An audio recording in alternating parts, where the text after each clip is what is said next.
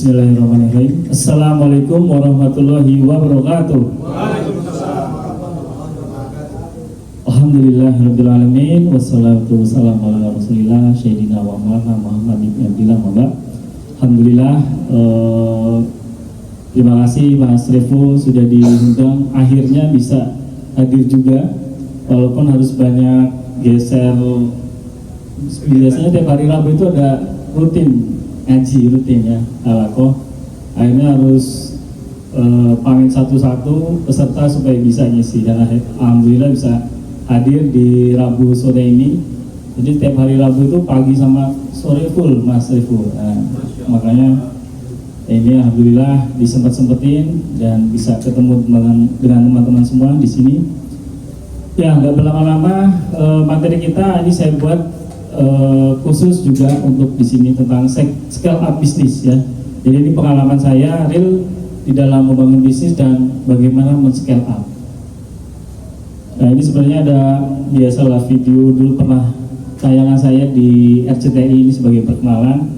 Ini tahun berapa ya? 2010 ya. Pernah diliput RCTI perjalanan bisnis saya dari kuliah ya, ini di UGM Fakultas Hukum sampai merintis bisnis ya, bisnis dari bisnis distro, bisnis konter handphone, nah itu.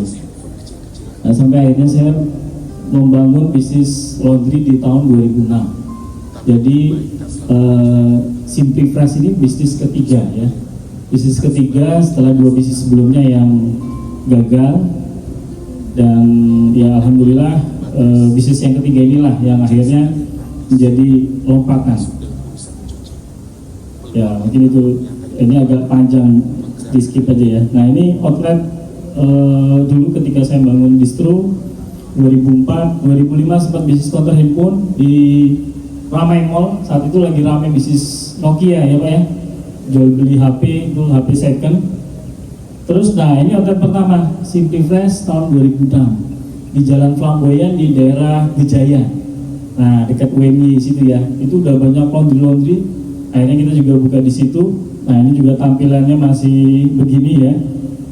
Dan alhamdulillah Simply Fresh terus berkembang, sudah genap 20 tahun di 2026. Dan Simply Fresh sudah buka 400 gerai, kita di 100 kota dari Aceh sampai Papua.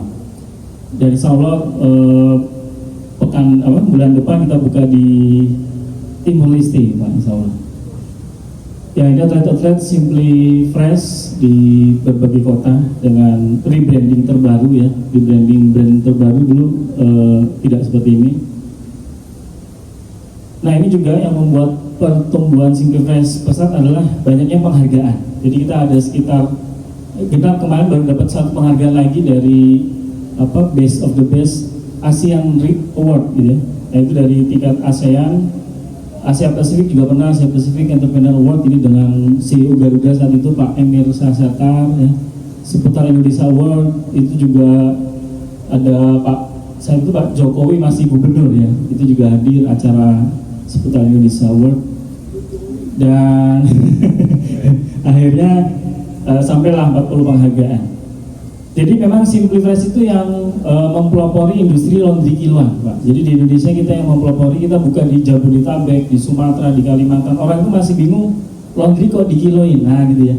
Kita edukasi terus dan akhirnya ya karena yang memperkenalkan ya, akhirnya kita banyak dapat kepercayaan dan mendapat banyak penghargaan juga. Nah ini berbagai media yang pernah meliput kami, media televisi. Ya kalau saat itu kalau mau viral harus masuk TV, Pak. Kalau sekarang kalau mau viral cukup di sosmed aja, nggak perlu susah-susah. Ya ini juga liputan majalah ya, koran juga sama lah.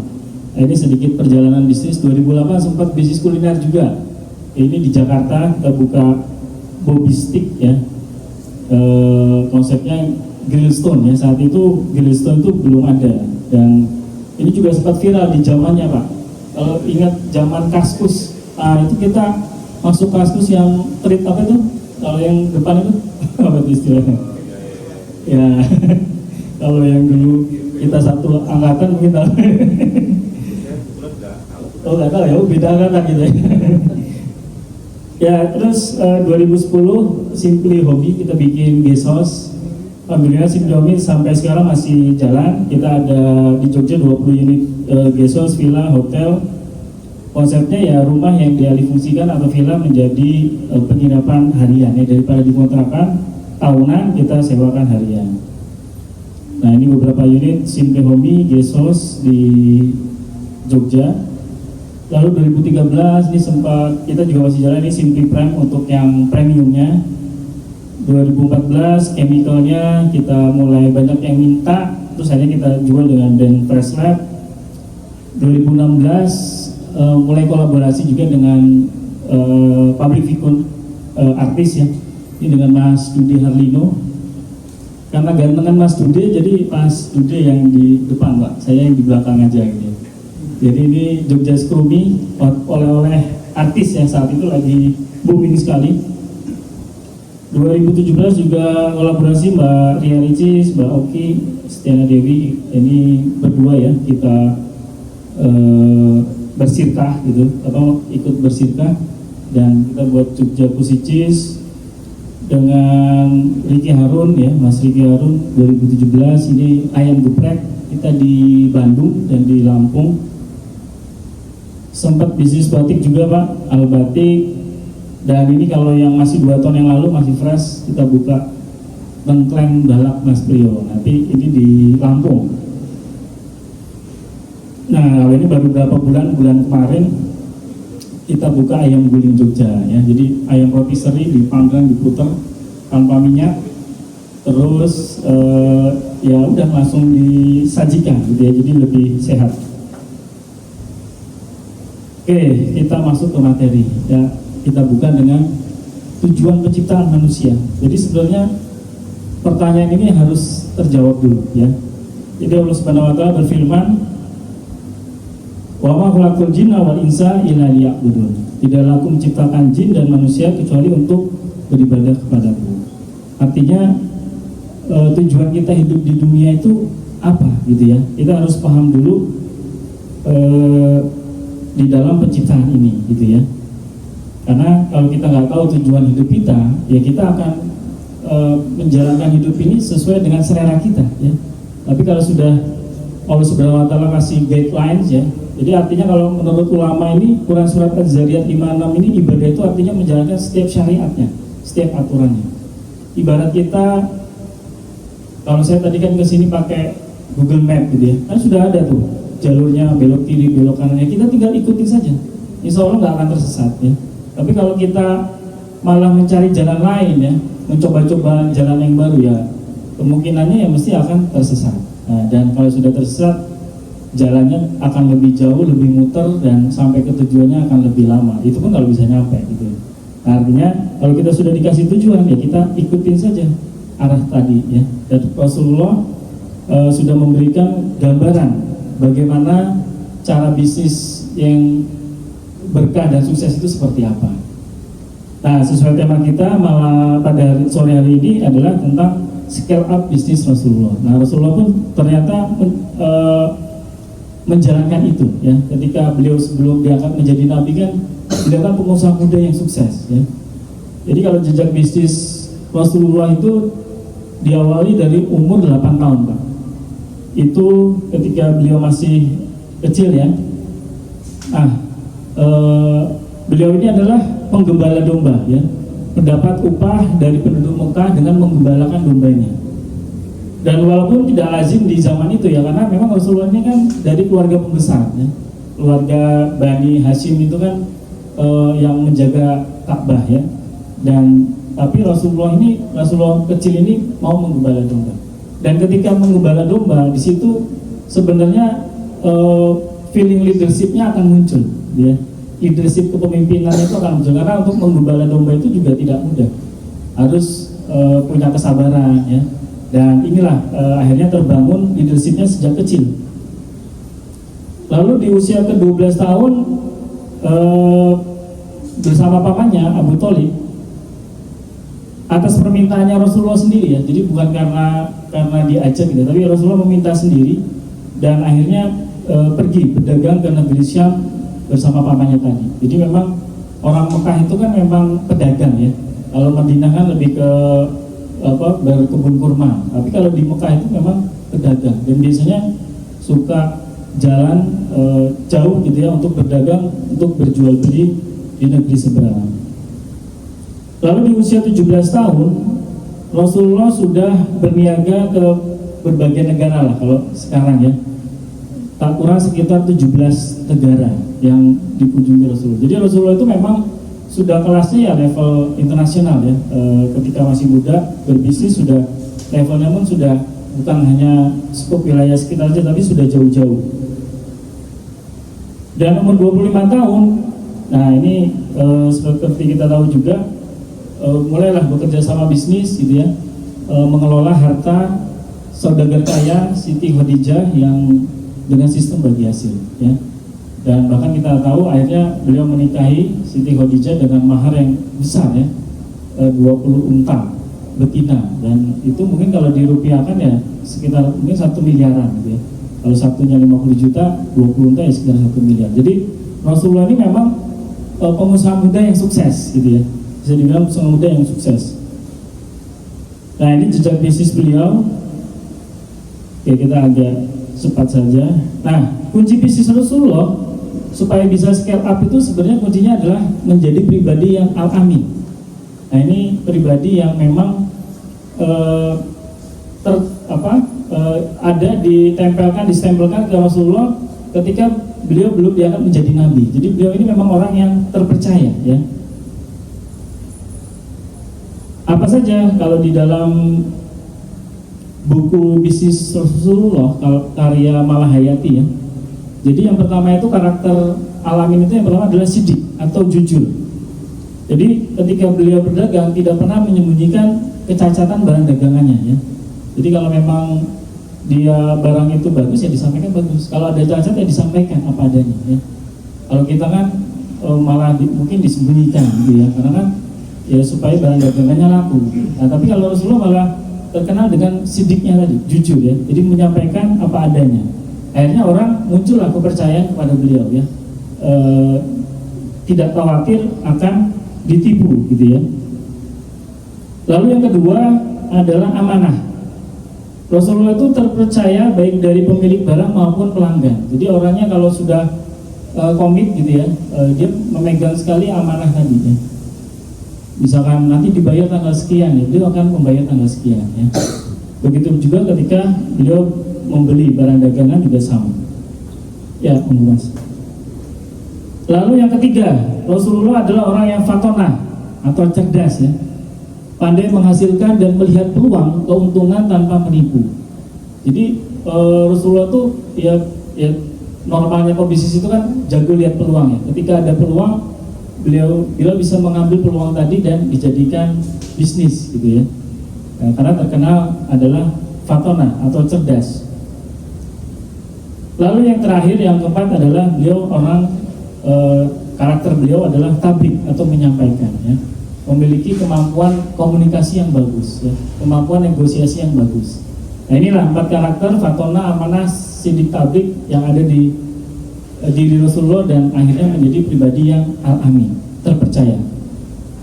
Nah, nanti kita bahas lebih dalam pengaruhnya apa sih kalau di dalam kondisi masa kini. Nah kalau di saat ini kunci bisnis Rasulullah itu menjadi pribadi al-amin itu sebenarnya sudah ada penelitiannya gitu ya, penelitian tentang suatu perusahaan atau bisnis yang memiliki budaya atau culture atau nilai yang baik gitu ya.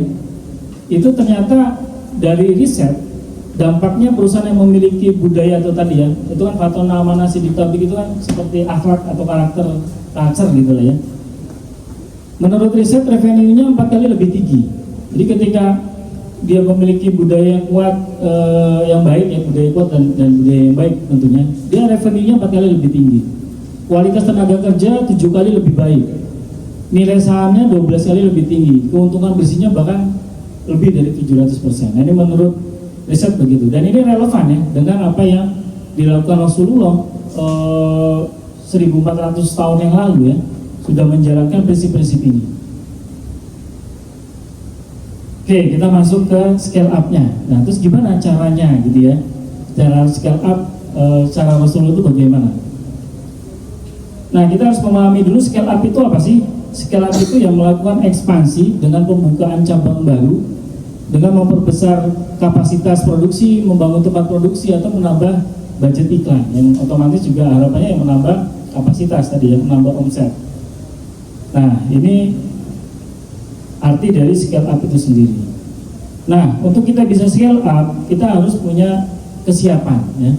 Paling tidak ada, kalau saya rangkum itu, saya sudah nulis 2 buku, ini buku kedua ya, Jurus Buka Ratusan Cabang Tanpa Riba. Nah, yang pertama yang harus kita miliki adalah kesiapan bisnis ya, kesiapan bisnis untuk bisa scale up bisnis berkah tadi. Yang kedua adalah kesiapan diri. Nah, ini yang akan kita bahas pada sore ini.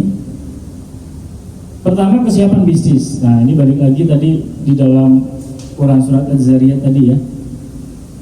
Ketika kita ingin berbisnis ya harus sesuai syariat ya. Seperti kita pahami, di mana ada syariat pasti ada maslahat.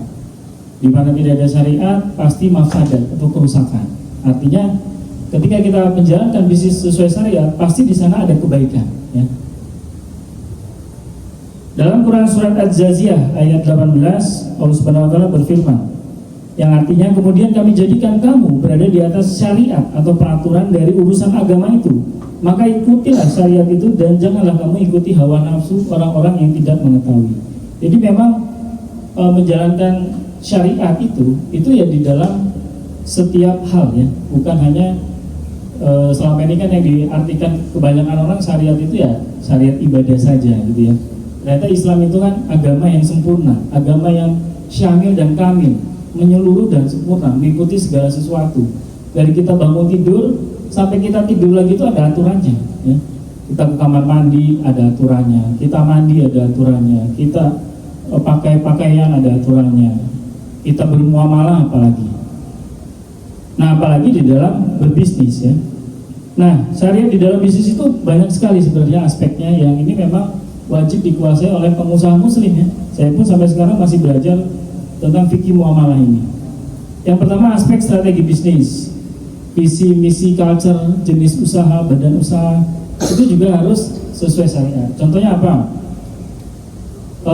Badan usaha PT, CV, nah itu kan akadnya batil ya. Jadi ketika kita berbisnis menggunakan CV dan PT tadi, dan itu digunakan dalam bermitra bisnis, ya itu bisa dipastikan hartanya nggak berkah, karena akad sirkahnya itu tidak sah ya, tidak memenuhi rukun dan syarat sirkah. Nah, kenapa? Itu harus butuh perdalaman lagi ya. Jadi ini kalau kita berakad ya tidak pakai PT atau CV tadi, kecuali hanya sebagai badan hukum. Beda ya, kalau badan hukum kan hanya untuk legalitas. Oke, lanjut lagi dari teknis dan teknologi. Mulai dari kepemilikan harta ya. Harta itu kan ada 3.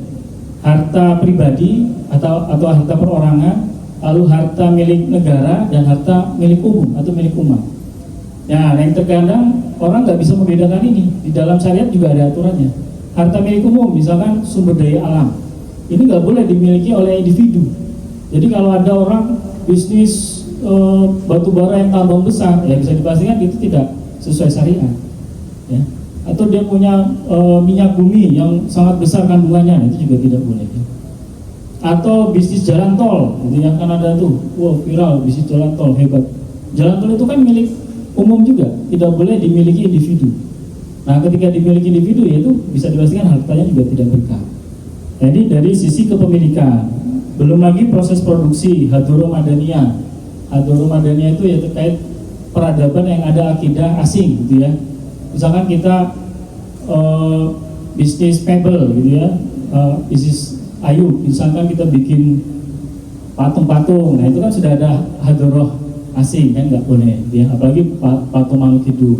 Atau kita bikin membentuk apa salib, nah gitu ya, itu kan juga sudah ada hadroh asing juga, hadroh di luar Islam, ya, itu tidak boleh. Artinya kita harus memahami mana hadroh, mana madaniyah ya, mana yang masih dalam tataran sains teknologi atau mana yang sudah ada kaitan dengan akidah. Nah, ini yang harus dipahami. Ada juga aspek pemasaran, ya, penentuan harga, distribusi, promosi, ya, itu juga ada aturannya semua, ya. Jadi nggak serta merta bisa sesukanya, ya. Jadi kita ada guidelines juga di dalam syariat, ya. Lalu apalagi aspek organisasi dan manajemen, akad syar'i, ya, tadi sudah saya singgung. Jadi di dalam Islam itu akad di dalam bermuamalah itu juga sangat penting, ya. Ketika kita bekerja sama, akadnya tidak sesuai syariat gitu, ya, rukun dan syaratnya tidak terpenuhi, ya akadnya tidak sah.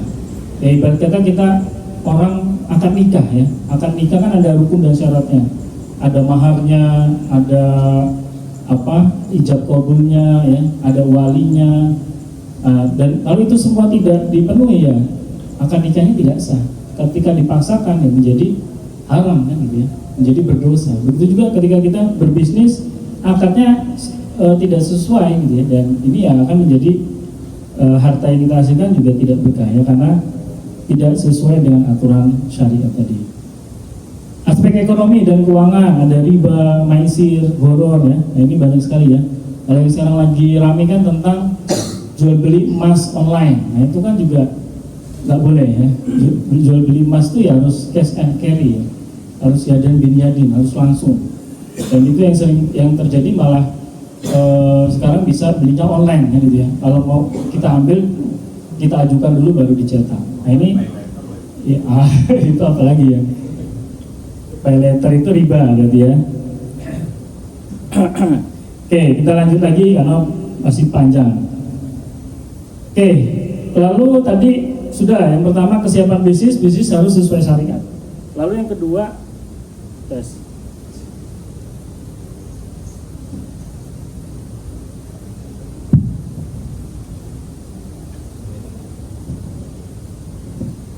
Ya, yang kedua adalah jalankan sunatullah. Nah, kalau ini dari rangkuman buku pertama saya, Jurus Jitu Membangun Bisnis Berkah Omset Miliaran. Nah, setidaknya ada 3, ya, untuk sunatullah, ya. Intinya membangun bisnis itu ya kurang lebih ya 3 ini, ya. Great team, great system, great strategi. Ini tinggal gimana caranya kita membangun tim yang hebat, sistem yang hebat, dan strateginya juga dahsyat, ya. Nah, ini memang perlu penjelasan panjang juga, ya, tapi pada gambaran umumnya kalau kita ingin scale up bisnis kita harus menjalankan 3 grade ini. Oke, lanjut lagi.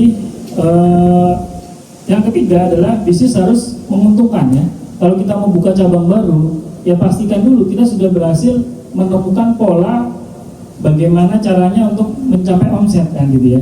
Kalau kita masih meraba-raba, ya, ini gimana caranya biar omsetnya bagus, biar stabil. Profitable itu apa? Pasar tidak jenuh, ya.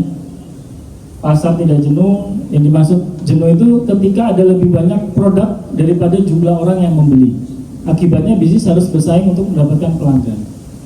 Nah, cuma bisa diatasi juga, ya. Pasar yang sudah jenuh, kayak misalkan saya bergerak di laundry tadi, ya, itu sebenarnya sudah cukup jenuh. Nah, tapi kita bisa juga mengatasinya dengan masuk ke ceruk dengan yang kebutuhan spesifik, ya. Kita analisis SWOT, pesaing ini apa sih unggulnya di mana, ya, value-nya apa. Nah, terus kita temukan ceruk baru yang segmen tadi belum tergarap. Nah, kita masuk di situ. Atau sudah ada yang garap tapi belum maksimal. Nah, akhirnya kita bisa walaupun produknya sama gitu, ya, tapi kita bisa masuk menyasar segmen dan kebutuhan yang berbeda. Nah, ini juga ada strategi khusus sendiri, ya. Lalu yang ketiga, kesiapan bisnis adalah keuangan harus positif, ya. Kalau kita mau scale up, bisnis kita harus terbukti menguntungkan. Jadi keuangan kita harus positif. Nah, kalau sudah 3 hal ini mencapai titik ini, ya berarti bisnis kita sudah bisa dibilang profit, ya, menguntungkan. Oke, kesiapan di bisnis yang berikutnya adalah bisnis itu harus punya keunikan, ya. Keunikan itu apa sih? Pertama, punya ciri khas. Punya ciri khasnya apa, ya? Yang kita bisa mengklaim kita yang pertama, gitu, ya. Dan ini harus ditemukan ciri khas itu apa. Karena kalau kita nggak ada bedanya dengan yang lain, atau kita bahkan cuma follower, nah ini alamat, ya, gampang sekali kita ditiru, kan gitu, ya. Gampang sekali kita kalah bersaing di sana ya. Nah ini memang ada caranya juga ya. Di antaranya berupa keunggulan berbeda yang tidak mudah ditiru, dari proses produksinya, bisa produknya, layanannya, operating sistemnya, pemasarannya ya. Ini sebenarnya sudah saya rangkum ya. Paling tidak itu ada 11. Nah ini jadi faktor pembeda pada produk, service, identitas, dan promosi. Yang bikin kita beda yang pertama misalkan kebaruan, belum ada sebelumnya ya, jadi kita yang pertama. Lalu yang kedua adalah lebih canggih atau lebih cepat performanya gitu ya. Yang ketiga customization, produk kita bisa di custom sesuai request. Ini juga menjadi berbeda ya. Yang keempat getting the job done, bantu pelanggan menyelesaikan pekerjaan tertentu. Desainnya sesuai dengan target segmen, branded atau statusnya memenuhi kebutuhan pengakuan status atau gengsi. Kalau kita menyasar segmen premium ini memang yang dijual adalah gengsi gitu ya, makanya semakin limited semakin bagus. Lalu apa harganya, penekanan di harga yang bersaing. Misalkan kita mau pasar yang menengah middle low ya, berarti harus bersaing di nomor 7 ini, berarti harus efisien sekali gitu ya. Seperti kalau sekarang kan mie gacoan, ini masuk di sini dia ya, faktor pembedanya di sini, kekuatannya di sini.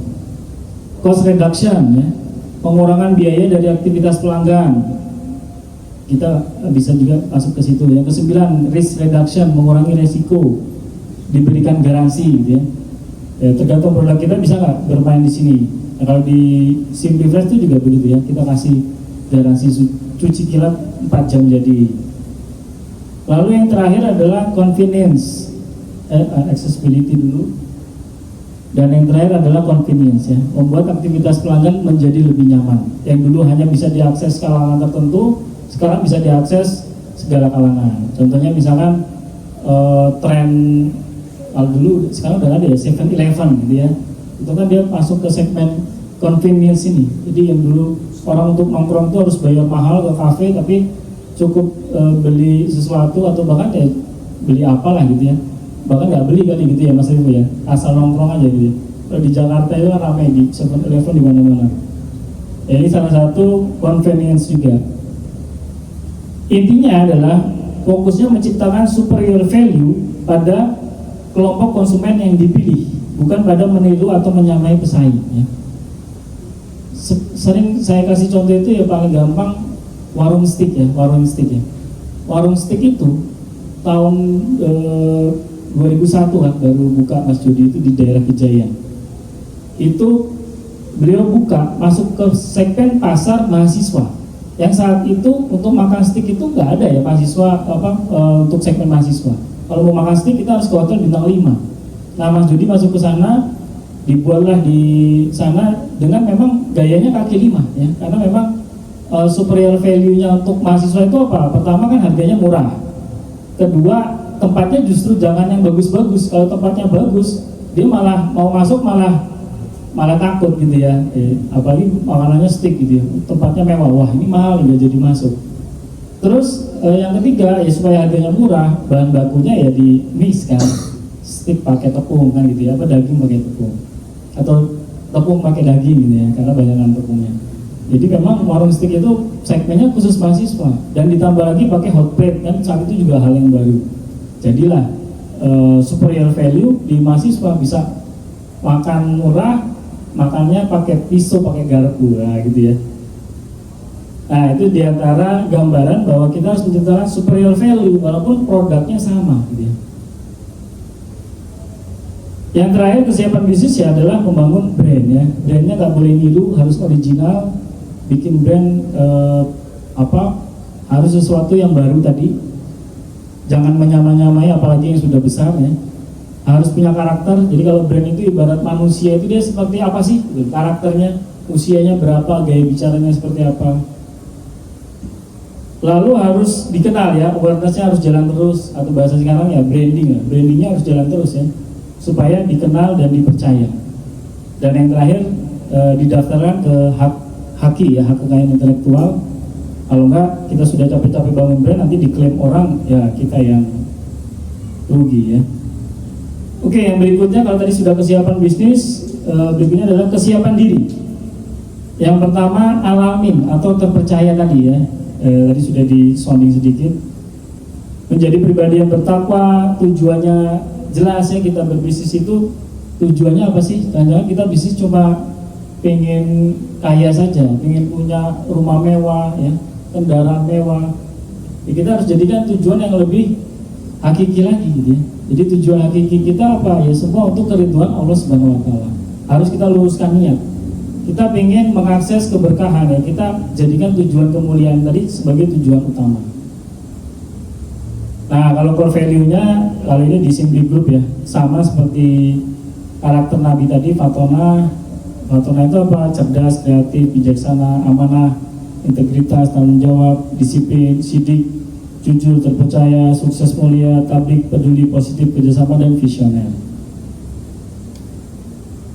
Oke, yang berikutnya kuasai seluruh beluk bisnis dari A sampai Z. Jadi kita harus benar-benar menguasai bidang bisnis yang kita jalankan ya. Kita kuasai kalau kita mau scale up. Kita harus mau selalu belajar ya, investasi ilmu. Belajar itu harus ke siapa saja dan kapan saja ya. Jangan dibatasi dengan umur atau dibatasi dengan saya sudah jago, sudah paham gitu ya. Karena zaman itu terus berubah, terus berkembang. Kita harus belajar terus memperbarui ilmu-ilmu kita ya. Kalau dulu nggak ada yang namanya sosial media marketing, internet marketing ya. Kalau sekarang udah banyak sekali ilmu-ilmu tentang itu. Oke, kalau kita mau ekspansi, scale up ya, kita harus buat prospektus ya. Kita buat semacam proposal yang menggambarkan siapa kita, bisnis kita ya. Berikutnya ya harus yakin juga ya, karena Allah Subhanahu dari Abu Hurairah Rasulullah bersabda, Inna indazon abdibi, aku atau Allah sesuai dengan prasangkaan hamba kepadaku. Jadi kalau kita yakin kita bisa scale up, kita yakin kita bisa ekspansi, itulah yang akan menjadi doa kita ya. Tapi kalau di lisan kita yakin, saya yakin bisa sukses buka ratusan cabang, tapi di hati kita kayaknya nggak bisa deh ya, itu keyakinan kita berarti seperti itu ya. Jadi keyakinan ini juga harus dimunculkan sepanjang waktu, yang inilah yang dinamakan ya, atau kata lainnya ya, tawakal ya. Tawakal, yakin, berserah kepada Allah, Allah akan memberi jalan. Nah, yang selama ini terjadi, orang kalau mau scale up itu kan begini ya, masyarakat menyimpan uang ke bank ya, lalu masyarakat dapat bunga gitu ya, kalau saldonya 50-500 juta, lalu bank menyalurkan kepada pengusaha. Nah, ini biasanya kita ini ya yang mengakses untuk minjem, dan akhirnya kita kena bunga ya, bisa sekitar 9% per tahun. Nah, harusnya kita bikin yang anti mainstream ya. Nah, anti mainstreamnya bagaimana? Ya, bank ini kan nggak perlu, dia kan hanya perantara saja, menengahi antara masyarakat dengan yang butuh modal kan gitu ya, pengusaha. Nah, kalau kita bisa coret banknya kan grafiknya berubah. Kita langsung mengakses permodalan dari masyarakat, dan masyarakat tadi yang bisa bagi hasil. Nah, gini ya. Dan ini fakta yang saya lakukan, orang di Indonesia itu yang punya simpanan 100-200 juta itu banyak ya. Dan mereka bingung ini mau buat apa ya. Nah, dan inilah peluang kita untuk menyambut kalau kita mau berkolaborasi. Nah, menurut data dari Badan Pusat Statistik, jadi kelas menengah di Indonesia itu jumlahnya tahun 2025 itu 46,7 juta ya, memang agak turun dari 2024. Kelas menengah ini kelas pengeluaran ya, bukan pendapatan, jadi pengeluaran per bulan. Berarti kalau pengeluarannya 2 juta sampai 9 juta, kelas menengah berarti kan pendapatannya bisa 15 juta, 20 juta ya. Ini pengeluaran bulanannya. Nah, paling nggak kan mereka nyimpen uang lah sebulan, kalau pinter nyimpennya bisa nyimpen 5 juta gitu ya. Setahun sudah 60 juta, 2 tahun 120 juta. 3 tahun, 4 tahun, kalau sudah kerja lama ya 5 tahun, 10 tahun ya duit 200-300 juta ada lah gitu ya. Dan itu yang saya akses selama ini untuk tadi ya, ekspansi tadi. Nah, artinya ada sekitar 46,7 juta ya kelas menengah yang potensi untuk kita bisa akses langsung di dalam permodalan. Nah, survei menurut kata data Insight Center 2025, rencana kelas menengah Indonesia untuk melanjutkan kerja tambahan atau sampingan itu sekitar 92%. Jadi rata-rata itu dia sudah punya usaha sampingan, sudah ingin melanjutkan. Ini paling tidak tergambar bahwa orang-orang di kelas menengah ini ingin kalau melihat datanya, saya download datanya ini, ternyata mereka tuh ya pengen sampingan gitu ya, usaha sampingan ya, atau side hustle gitu ya. Bahasa kerennya side hustle. Mereka pengen punya usaha sampingan. Terus di survei itu buat apa? Ada yang buat tabungan hari tua, ada yang buat sekolah anak, macam-macam lah gitu ya. Yang intinya adalah orang-orang di kelas menengah tadi pengen sekali usaha sampingan ya. Jadi ketika kita bingung, wah saya mau modal dari mana ya, sebenarnya langsung akses ke permodalan ke masyarakat bisa. Nah cuma pertanyaannya, kita sudah menjadi alamin atau belum? Nah itu ya. Kalau sudah menjadi alamin tadi yang saya jelaskan panjang lebar tadi, ya insya Allah bahkan mungkin kita yang didatengin orang, karena kita sudah terkenal amanah, terpercaya gitu ya. Tapi ya kalau kita sendiri belum siap, ya harus memantaskan diri dulu gitu ya. Karena orang kalau sudah sekali misalkan ya ada orang di luar sana menipu gitu ya, ya mesti dia nggak akan dipercaya lagi gitu ya. Orang akan susah percaya.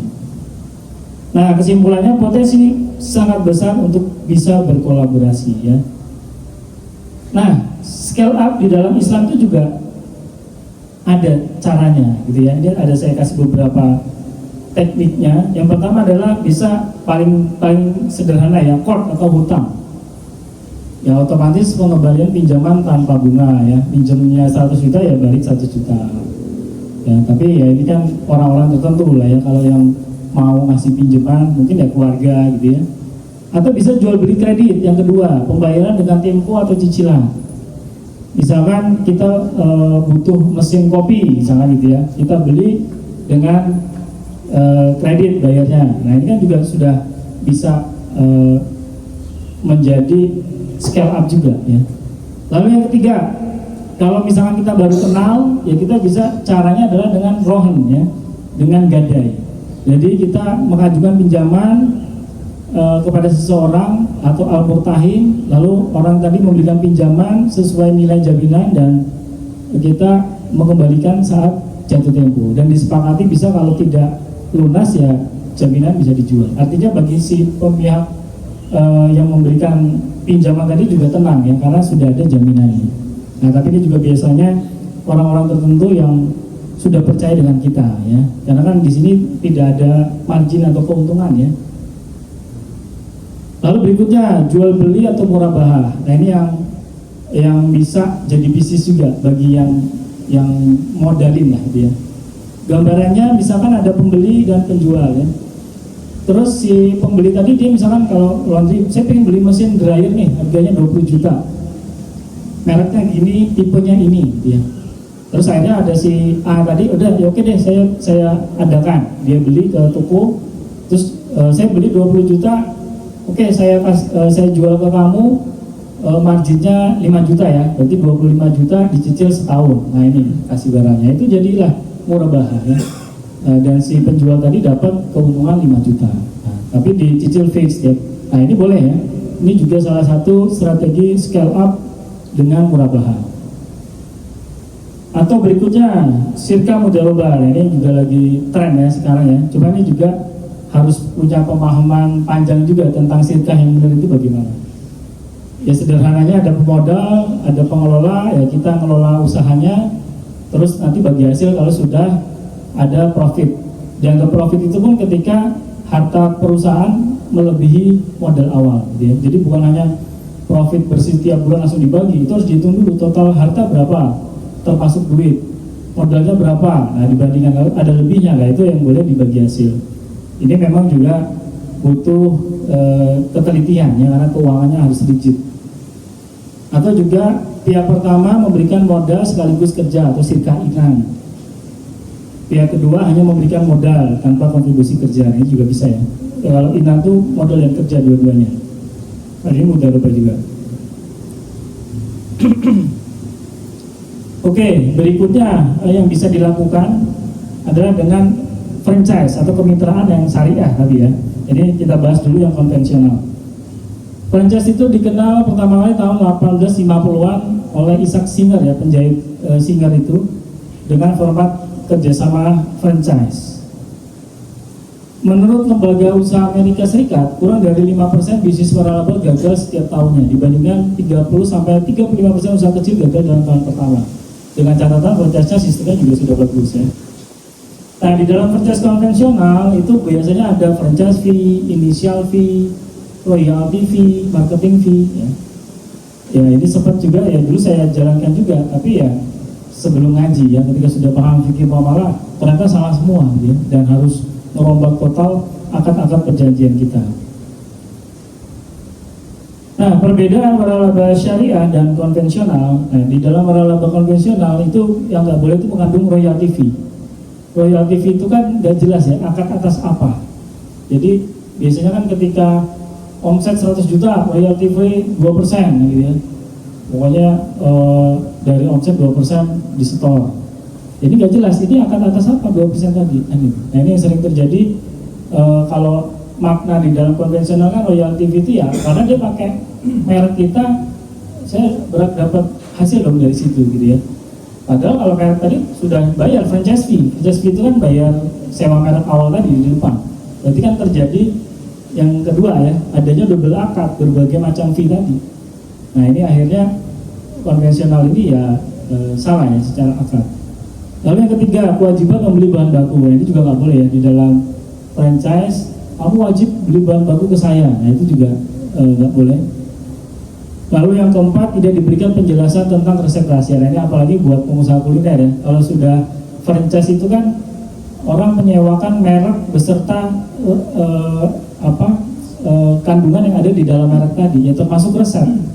Kan nggak mungkin misalkan makan restoran McDonald tapi rasanya kok beda kan gitu ya, harus rasanya sama ya, berarti harus apa? Bahkan kalau di dalam franchise syariah itu resepnya pun dikasih tahu harus gitu ya. Jadi ini jadi berat juga bagi pengusaha kuliner harus membuka resep. Nah makanya ini alternatif yang mungkin bisa dilakukan atau tidak gitu ya. Dalam perjanjian waralaba sering ditemui yang namanya royalty fee, yaitu sejumlah pembayaran dari diterima franchisor dalam prosentase omset ya. Sistem royalty fee tidak sah secara syar'i sebab bertentangan dengan bagi hasil dalam hukum syirkah, adanya goror, dan pada suatu akad menjadikan terlarang dalam syariah. Karena nggak boleh ya kalau dari omset masuk goror. Tadi sudah saya jelaskan, akad merupakan unsur penting di dalam muamalah ya. Kalau akadnya salah, hartanya ya juga harta yang haram ya. Nah alternatifnya bagaimana untuk franchise syariah?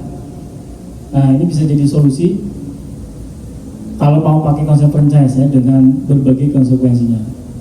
Yang pertama, konsep self management atau operasional dihandle oleh mitra sendiri ya.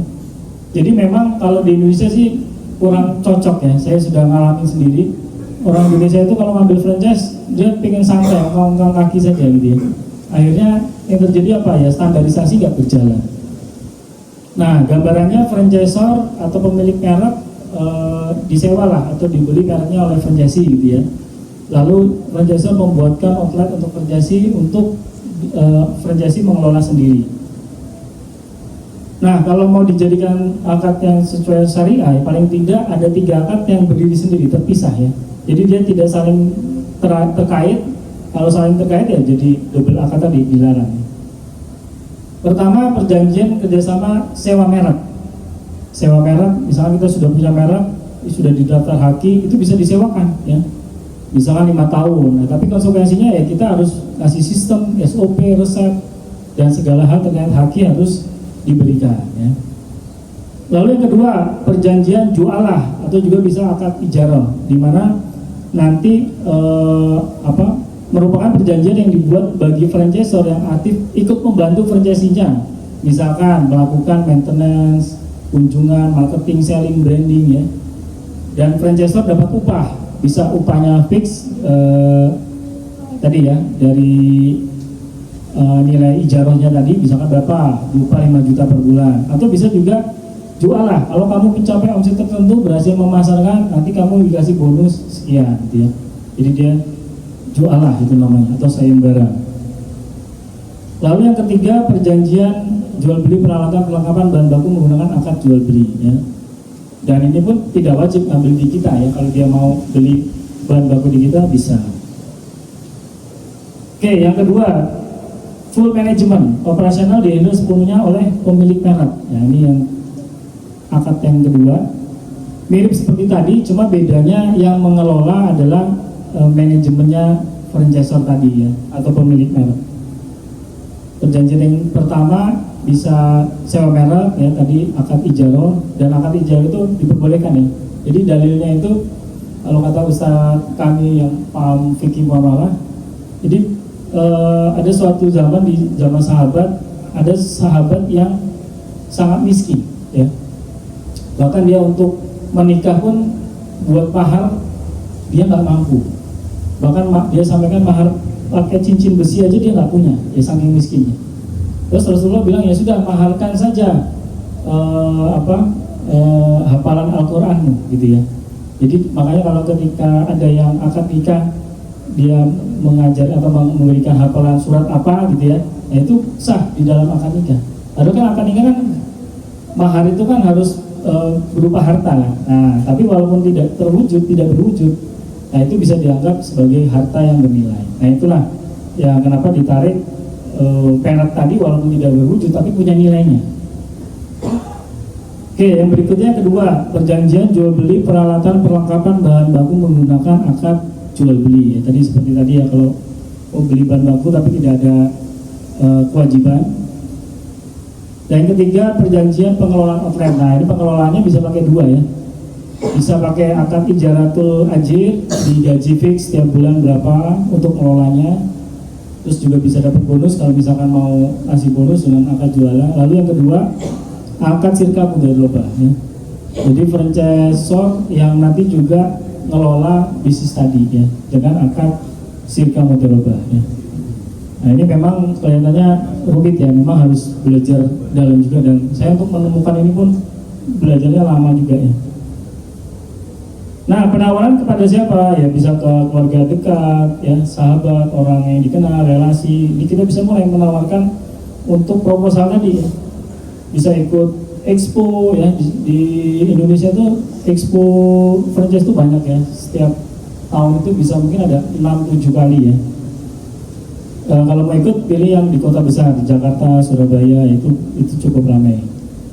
Lalu juga bisa penawaran kemitraan ya, bisa juga gabung komunitas, kamu ikut bisnis matching ya. Saya beberapa kali juga ikut bisnis matching di Korea, di Jepang. Itu jadi orang-orang Indonesia diaspora yang di sana kan itu dia punya duit lebih ya, dia bingung mau buat apa. Nah itu juga bisa kita bisnis matching untuk ditawarkan bisnis kita tadi kalau mau kemitraan ya. Oke, terakhir, kenapa sih kita harus sesuai syariat tadi ya? Aturan tadi kan yang saya jelaskan semua adalah aturan syariat. Yang pertama adalah kewajiban dari Allah Subhanahu wa taala ya. Ketika kita puasa di bulan Ramadan, kita sholat 5 waktu, itu kan kewajiban semua. Ya sama, ketika kita bermuamalah itu juga merupakan kewajiban ya, yang harus kita lakukan mengikuti syariatnya tadi. Nah, ketika kita menjalankan syariat, nah ini juga ada bonusnya Pak. Bonusnya akan diberikan jalan keluar, diberikan rezeki dari arah yang tidak disangka-sangka, dicukupi keperluannya, dipermudah urusannya, dihapus dosa-dosanya, dilipat gandakan pahalanya ya. Nah ini ada di Quran surat At-Tolak 2-5. Barang siapa bertakwa kepada Allah, niscaya dia akan membukakan jalan keluar baginya. Dia memberinya rezeki dari arah yang tidak disangka-sangka, dan barang siapa bertawakal kepada Allah, niscaya Allah akan mencukupkan keperluannya. Sesungguhnya Allah melaksanakan urusannya, sungguh Allah telah mengadakan ketentuan bagi setiap sesuatu, dan barang siapa bertakwa kepada Allah, niscaya Allah akan menjadikan kemudahan dalam urusannya. Itulah perintah Allah yang diturunkan kepadamu. Barang siapa bertakwa kepada Allah, niscaya Allah akan menghapus kesalahan-kesalahannya dan melipat gandakan pahala baginya. Nah artinya jangan khawatir ketika kita mungkin tantangannya banyak ya, menjelaskan apalagi kepada non muslim, ya kita harus yakin ya, percaya dengan keyakinan kita ya. Dan banyak di Simplifest itu yang partner-partner kami justru malah yang non muslim gitu ya. Mereka baca ya selama SPK perjanjiannya fair ya, menurut kita itu sudah sesuai syariat, ya gak ada masalah. Dan perlindungan hukumnya kan juga ada. Perjanjian sesuai syariat itu nanti kalau ada sengketa itu di pengadilan agama di bidang muamalah ada di sana ya. Jadi nanti sidangnya pakai dalil-dalil gitu Pak, bisa juga bisa. Jadi kayak ke pengadilan negeri ya, itu sudah ada. Nah terakhir di mana di pensi syariat mungkin sudah sering juga dibahas hablum minallah, hablum minafsi, hablum minannas ya. Hubungan manusia dengan Allah itu perkara akidah, ibadah, hablum minafsi, makanan halal, minuman halal, pakaian, akhlak, dan hablum minannas, muamalah. Ini adalah syariat Islam. Islam yang 3 dimensi, Islam yang sempurna. Dan perintahnya di dalam Al-Baqarah, hai orang beriman, masuklah kamu ke dalam Islam secara keseluruhan, secara kafah. Dan ini kewajiban kita bagi setiap muslim. Terakhir saya tutup dalam Quran surat Ar-Ra'd ayat 11, innallaha la yughayyiru ma biqaumin hatta yughayyiru ma bi anfusihim. Sesungguhnya Allah tidak akan mengubah nasib suatu kaum kecuali kita mengubah yang ada pada diri kita ya. Kita ingin sukses di dunia itu sudah biasa Pak. Tapi kalau sukses di dunia dan akhirat baru luar biasa. Dan insya Allah kita semua yang akan meraih kesuksesan itu. Itu saja dari saya kembalikan ke moderator. Wassalamualaikum warahmatullahi wabarakatuh. Waalaikumsalam warahmatullahi wabarakatuh. Tepuk tangan dulu buat Ustadz Agung, jazakallahu khair. Masya Allah, luar biasa. Saya izin Ustadz, nanti ini tanya jawab dulu atau mau langsung lanjut dulu ke antum? Lanjut dulu. Tanya jawab dulu ya. Mungkin teman-teman ada yang mau tanya-tanya dulu terkait dengan materi. Sebenarnya ini tadi materinya masih panjang saya tahu ya, cuman karena waktu nanti kita akan ini lagi ketemu lagi insyaallah. Teman-teman ada yang mau tanya dulu dari materi ini? Ada teman-teman baru nih, ada mungkin perkenalan juga nanti sekalian. Monggo. Ada? Wah kayaknya bisnisnya udah scale up semua Mas. Jadi masih bingung kalau lah. Kayak jadi wah apa? Kalau bingung itu antara paham atau bingung. Iya Mas. Padahal ini tuh karena kecepatannya. Bismillahirrahmanirrahim. Izin tanya Ustadz Agung, dari materi luar biasa banget ya, bagus banget. Gitu. Bahkan ada teknis, makanya yang terakhir malah bagus banget, yang depan karena nggak tahu.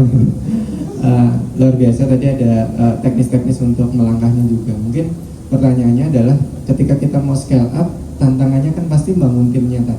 Nah untuk bangun tim ini tentunya ketika UMKM kadang tuh akan ketemu di fase mengawali bangun timnya ini yang paling susah.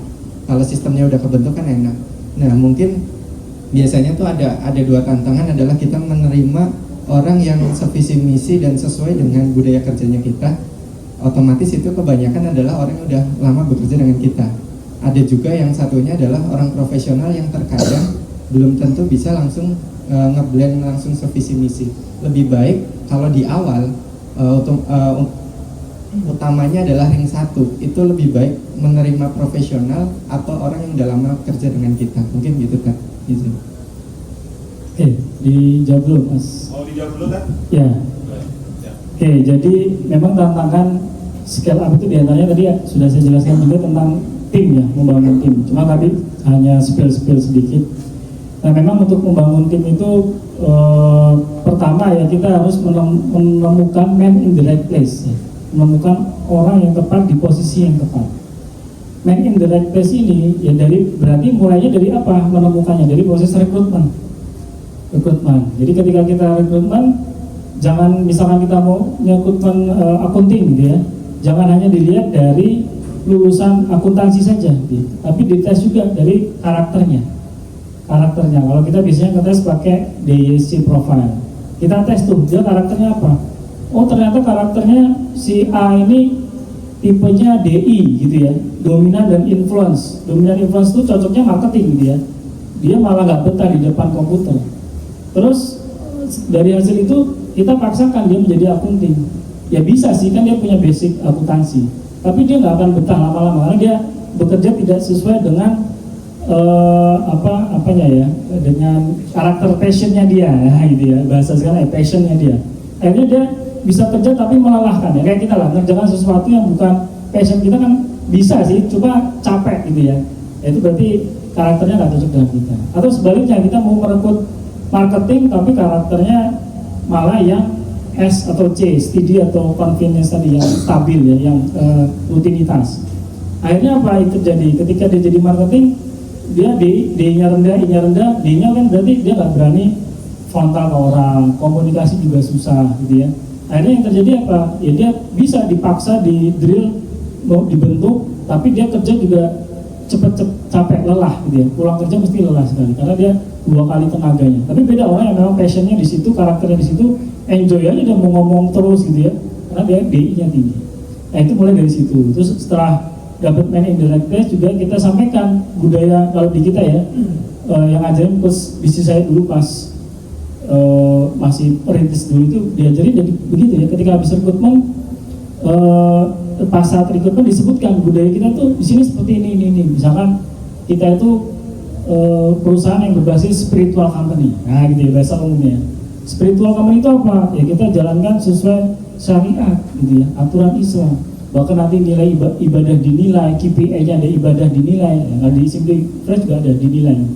Terus nanti juga ada tadarus, ada pengajian, nanti juga kegiatan semua berbasis syariat. Nah kamu gimana? Culture begitu, cocok nggak? Nah misalkan ya. Nah kalau dia nggak cocok, dan kita banyak juga menemukan nggak cocok, dia nggak suka begitu ya.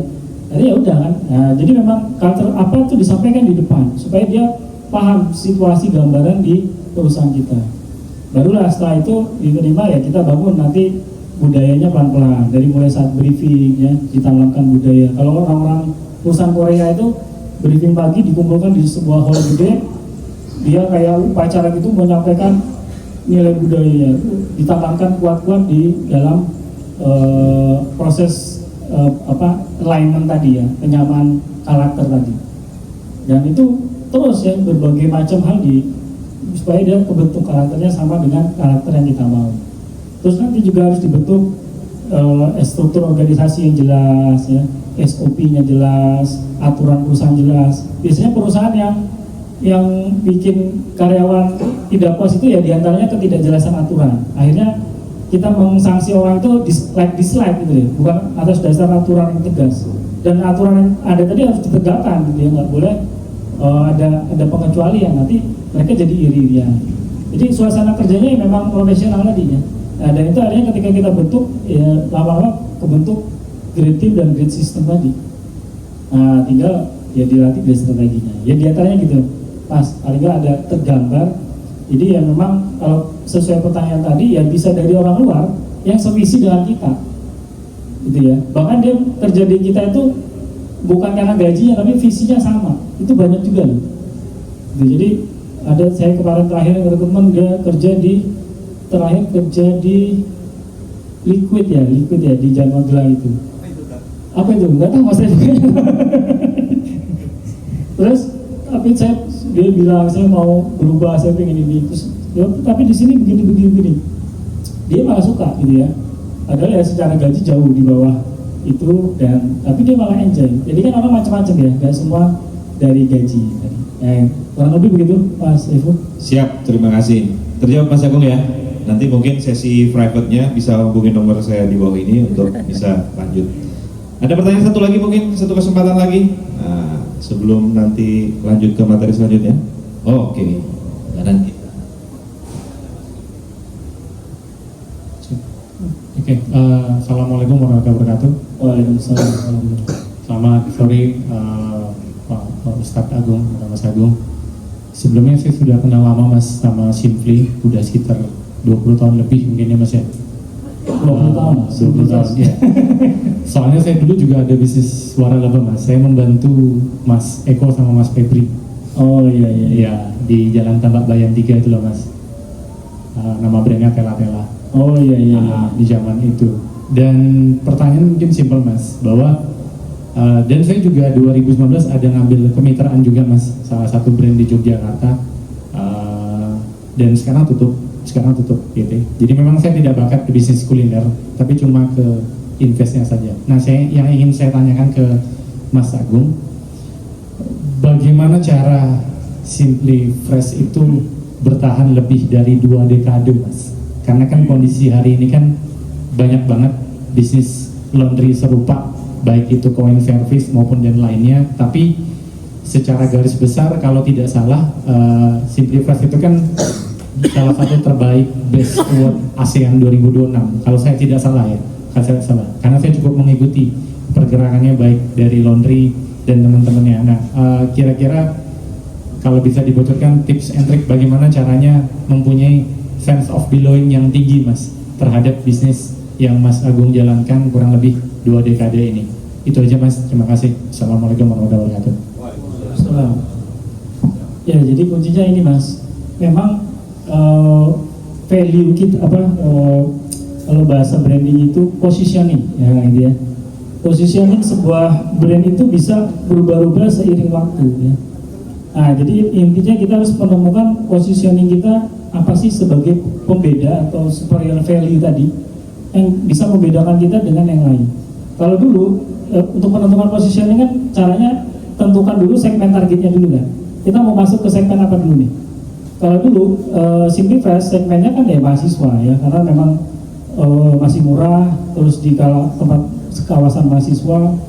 Akhirnya ya kita segmen targetnya ya mahasiswa. Ya kita cari tuh mahasiswa tadi yang dibutuhkan apa faktor pembedanya. Tadi kan saya kasih gambaran yang bisnis warung steak tadi ya. Yang dibutuhkan atau gambarnya warung steak aja deh biar relate dengan kuliner ya. Warung steak tadi seperti saya sampaikan apa tuh yang dibutuhkan oleh segmen target mahasiswa tadi.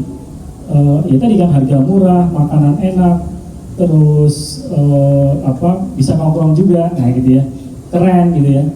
Nah akhirnya muncullah warung steak. Nah tapi kan warung steak juga bertransformasi sekarang. Sekarang kalau saya ke warung steak itu ada makanan steak importnya kan di situ ya.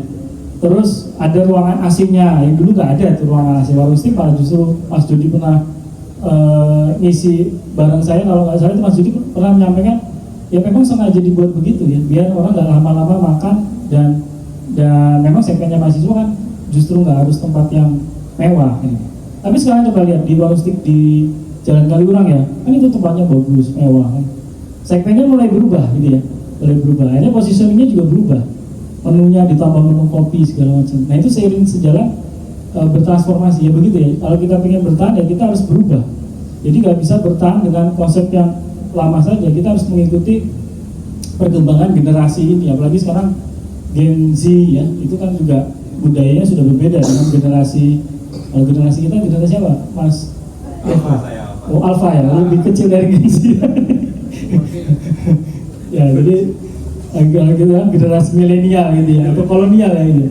Ya, jadi beda tuh cara berpikirnya berbeda dan kita harus mau masuk ke segmen yang mana nih kan gitu. Nah, apakah kita bertransformasi atau bagaimana? Nah itu kita mengikuti perubahan. Terus caranya gimana menemukan? Nah barulah ya tadi saya jelasin tadi ada 11 ini untuk menentukan faktor pembedanya gitu ya. Tapi sesuai segmen target yang kita incar. Misalnya tadi kan ngomong harga. Harga ini kan tergantung segmen. Kalau segmen yang premium malah harga mahal nggak masalah, yang penting berkualitas kan gitu kan. Tapi kalau segmen mahasiswa kayak Mas Dodi dulu ya, otomatis nggak mungkin dagingnya daging wagyu premium atau impor kan gitu ya, ya nggak masuk juga harganya ya. Nah, jadi supaya harganya masuk ya gimana nih menyesuaikan. Nah gitu Mas. Jadi intinya adalah harus bertransformasi, berubah, positioning kita berubah, yang nanti ujungnya itu nanti ke tagline-nya juga berubah. Ini positioning dari segmen target, positioning DNA sampai ke tagline nanti berubah. Kalau saya belajar dari Pak Subiakto pakar branding itu begitu ya, menyampaikan begitu. Dan ya work sih begitu ya. Ya kita bisa berapa 2 dekade ini ya karena kita selalu mengikuti perkembangan. Mungkin itu Mas. Siap, terima kasih Ustadz Agung. Sebenarnya mungkin masih banyak penanya-penanya nih, termasuk yang baru pada datangnya tepat waktu ini.